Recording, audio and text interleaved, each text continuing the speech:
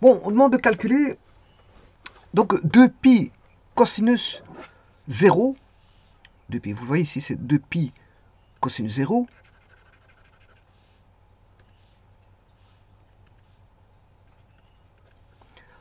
fois sinus cube fois, enfin sinus cube de 3pi demi.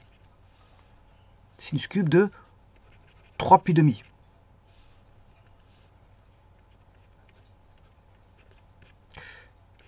Voilà. Moins la conséquente de pi demi.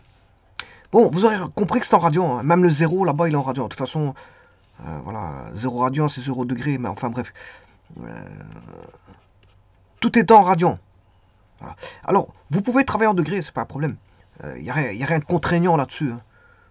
Il n'y a rien de contraignant.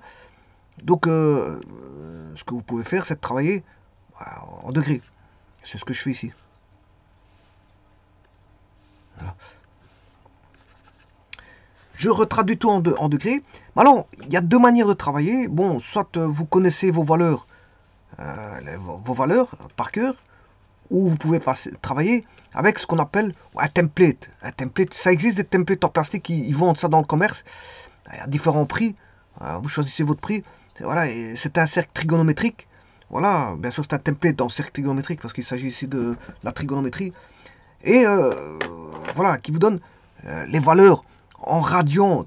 Voilà, c'est le passage de coordonnées curvilignes en coordonnées voilà, cartésiennes sous forme XY, voilà, cartésienne en XY, ou inversement, un passage de coordonnées cartésiennes en curviligne. On peut faire le passage de l'un à l'autre sans aucun problème. Et il vous donne les angles, voilà, les valeurs trigonométriques des angles principaux. Et même certains autres. Parce que je veux dire, entre 0 et pi demi, il y a toute une panoplie de valeurs voilà, qu'on sait lire. Il n'y a pas de problème. Donc on peut acheter un template. Bon, ici le template, je ne l'ai pas, mais je l'ai dessiné ici. Moi j'ai mon template que j'ai dessiné sur GeoGebra. Ouais, voilà. Voilà, ce template, il est là. Et c'est à partir de là que je vais faire la lecture des angles. J'ai mis les arcs principaux, ou les angles principaux, parce que j'ai mis tout en degrés. Et alors j'ai calculé, bien sûr, 2 séquentes de 180 cos de 0, plus 3 sinus cube de 90, ça fait 0. Bon, mais ici, vous devez pas le faire. Moi, c'est une vérification que j'ai faite. Mais ici, vous devez faire 2 séquentes 180 cos 0. Bon, voilà, on peut travailler en... Alors, il y a deux manières de travailler, comme je l'ai dit. Soit avec les valeurs, ou soit en dessin. En dessin. Alors, vous pouvez mélanger les deux, hein, mais généralement, soit vous faites tout avec les valeurs, vous les connaissez, voilà, et après, ou alors vous faites tout en dessin. Bah, maintenant, vous pouvez mélanger les deux, c'est pas un problème, du moment que vous avez la réponse, du moment que vous trouvez 0, c'est le principal. Alors, avant toute chose, je vous rappelle que si je veux mesurer du sinus, je rappelle que c'est une transformation, la trigonométrie n'est rien d'autre qu'une transformation de coordonnées curvilignes, donc sur un cercle, en coordonnées cartésiennes. Donc ici, voilà mes coordonnées cartésiennes en XY. Alors je mets un cercle de rayon 1. Attention que le cercle doit être de rayon 1. Voilà, ça c'est mon cercle de rayon 1. Ça veut dire que ici, si je mets... Il est mal dessiné, mais enfin bref, je l'ai mal centré. Voilà, on va mettre ça comme ça. Je le centre un peu mieux, voilà. Il est déjà mieux centré. Alors, vous avez ici tout d'abord un axe X.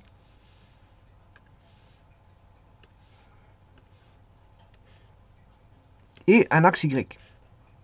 Alors ça, c'est les vecteurs de base. Hein. Vous avez compris que je vais mettre, on va dire, U, V, qui vont mesurer les coordonnées sur X et sur Y.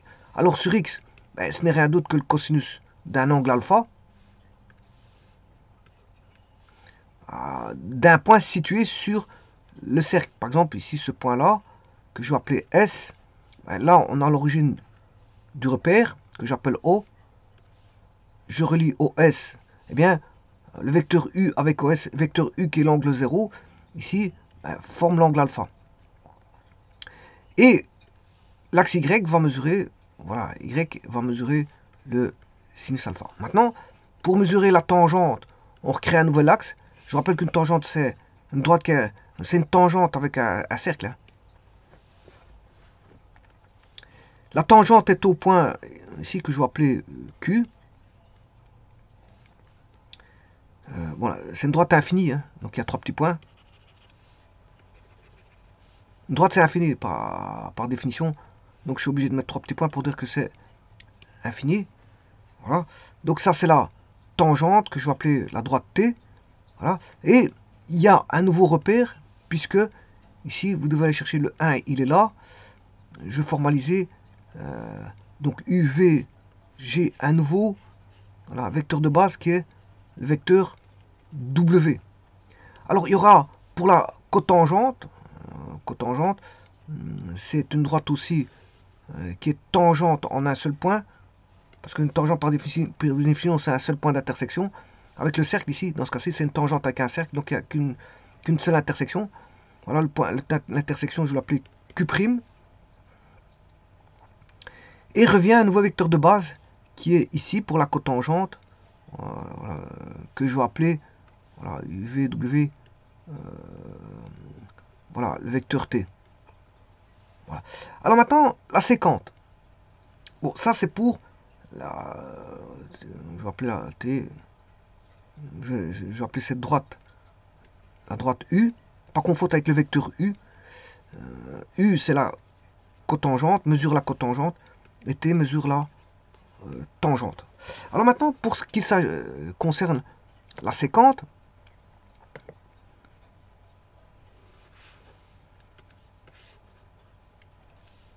on a notre axe X, séquente et coséquente. Hein. Vous allez chercher un point quelconque, voilà. Par exemple ici, ce point-là, que je vais appeler A. Donc aussi, bien sûr, on a un arc. Si j'appelle ça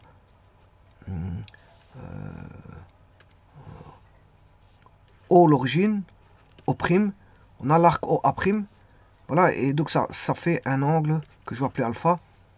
Alors pour aller, ici je vais chercher une tangente, passant par A, tangente qui est une droite, enfin ici c'est une droite tangente au cercle. Je vous rappelle que c'est une droite infinie, qui a un point de coupure qui est exactement en A, un seul point de coupure, et ben, voilà, ici on va mesurer l'intersection de la tangente avec l'axe X. On aura le point P et là le point Q. Voilà. Alors, pour avoir la séquente, c'est OP. OP est la séquente. La séquente égale, bien sûr, de l'angle alpha. Hein. Ça mesure, voilà, la longueur du segment. Enfin, c'est la distance OP, mais c'est la mesure du segment OP. Alors, pour la coséquente, ben, vous aurez compris que c'est sur X. Donc, c'est OQ. Si je vais mettre ici, OQ. Donc, ça, c'est la coséquente. Donc, la coséquente mesure OQ. Mesure la distance OQ. Ou, si vous voulez, mesure la longueur du segment OQ. Voilà. Donc, voilà. Et à partir de là, vous pouvez faire tout par dessin. Alors maintenant, je vais tout faire par valeur. Alors par valeur, ça c'est simple. Hein, bon, deux fois, là, je vous rappelle que la séquente, c'est 1 sur cosinus. Ça c'est par valeur. Hein. C'est par valeur. Vous devez connaître que là, c'est 1 sur cosinus 180. Et cosinus 180, c'est moins 1. Voilà. Cosinus de 0, vous devez savoir par cœur que c'est... voilà, cosinus de 0, c'est 1. Ensuite, 3 fois sinus cube de 1, ben, sinus de 90, vous devez savoir par cœur que ça fait 1. Voilà. Donc ici, j'ai travaillé en valeur. Et je fais le calcul. Et la coséquente, c'est 1 sur sinus 90. Je travaille ici en valeur. Bon, c'est aussi simple que ça, en valeur. Maintenant, si vous voulez travailler par rapport au template,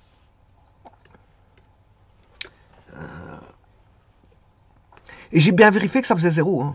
Vous voyez bien que j'ai fait le calcul. Je sais pas ce qu'il est. Enfin bref, il est là-bas. Voilà, c'est le A. C'est la valeur de A, ça fait 0. Donc c'est bon, il n'y a pas de problème. Alors, maintenant, je vais le faire en dessin. On va le faire en dessin. Toujours ce même calcul.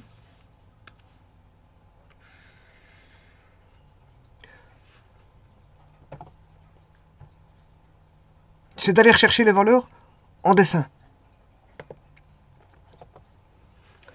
Alors, en dessin, bon, cosinus de 0, c'est assez simple. Vous allez voir le dessin ici. Voilà, c'est AD. AD, c'est 1. D sur X, je vous rappelle que c'est une projection. Le cosinus, je sais pas ce que je dis, mais ça, je peux le voir de là, mais j'avais fait ça au propre. Voyez là. Voilà, le cosinus, c'est sur OQ. Sur l'axe X, sur l'axe. Mais comme on a 0, voilà, on a 0 degré, c'est OQ, et là, sa projection en cosinus, le cosinus, il vaut plus 1 ici, 0 ici. Si on projette, on a moins que 1, c'est normal. Et puis, on va à une extrême qui est moins 1. Donc, le cosinus est compris entre moins 1 et 1. Et donc, le cosinus de 0 degré, ça fait 1. Voilà. Et donc, on trouve le cosinus de 0 degré par le dessin. Non plus par les valeurs que vous connaissez par cœur, mais par le dessin. Ça fait plus 1. Alors, 3, c'est 3. Sinus de 90 degrés, bien sûr, au cube, moins la coséquente de 90, 2 fois la séquente de 180. Alors, le sinus de 90, le sinus de 90, si vous regardez là, 90, c'est le point B. Et le point B, c'est une projection sur l'axe des Y. Voilà. Et je vais chercher la projection sur l'axe des Y. La projection sur l'axe des Y, ben, bon, si on a 90, ça fait plus 1. Alors, si on a 0 degré, la projection fera 0 en sinus. Et si on a, voilà, moins 90 ou 270, la projection vaudra moins 1. Donc, vous voyez que le sinus, c'est sur l'axe des Y. C'est une projection d'un point sur un cercle sur l'axe des Y. Voilà. Et donc, ici, on a le cube. Alors, c'est par dessin, hein, je vous rappelle. Je suis en train de raisonner par dessin, et non plus par valeur connue par cœur. Hein. C'est par dessin. Je vous dis qu'il y a des différentes méthodes ici. C'est grâce à template. Et on vend des templates en plastique. Voilà, sur Internet, vous allez voir les prix. Voilà. Et donc, sinus de 90, sinus de 90, je vous ai dit que c'est 1. Mais attention qu'il y a 1 au cube. 1 au cube, ça fait 1. Voilà, vous multipliez par 3. 1 fois 3, ça fait 3. Donc, ce résultat, il vaut 3. Donc, pour l'instant, on s'en tient à séquence de 180 degrés plus 1, plus 3. Voilà. Moins la coséquente de 90. Moins la conséquente de 90.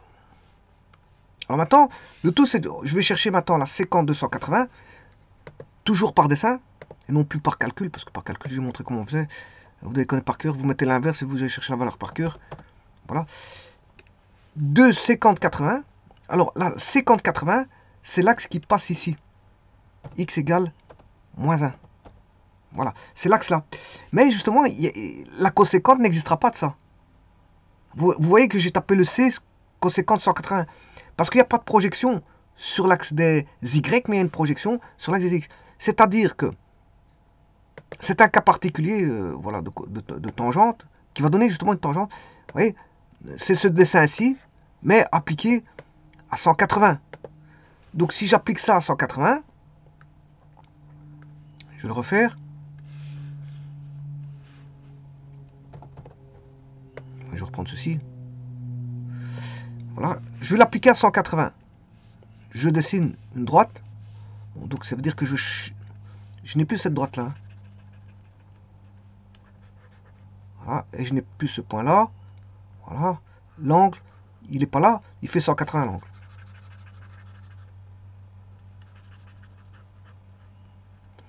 Donc je vais chercher l'angle de 180,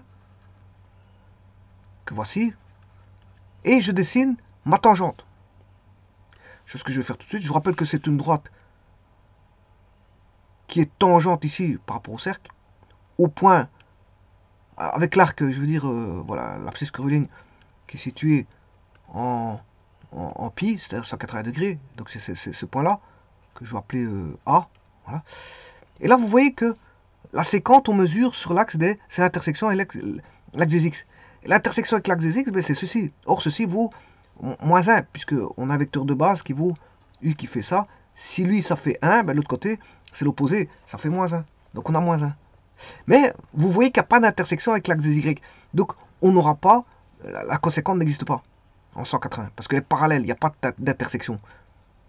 Il n'y a pas d'intersection, la coséquente n'existe pas. Donc, ce qui veut dire que, ici, hein, par rapport au dessin, le calcul ici, enfin ça c'est par rapport aux valeurs, je l'ai bien indiqué ici, c'est en calcul par valeur, vous devez connaître par cœur. Ça c'est par cœur. Et maintenant, je le fais par dessin.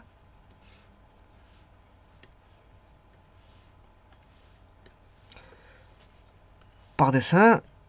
Et par dessin, donc je vous ai dit que ceci, ça faisait 2 fois 54, c'est moins 1, plus 1, plus 3, moins la coséquente de 90 degrés. Il ne reste plus qu'à trouver la coséquente de 90. Bon, la 90, je vais chercher 90 degrés, voilà, et je crée une, voilà, une droite tangente. Ben, la droite tangente, je l'ai directement, c'est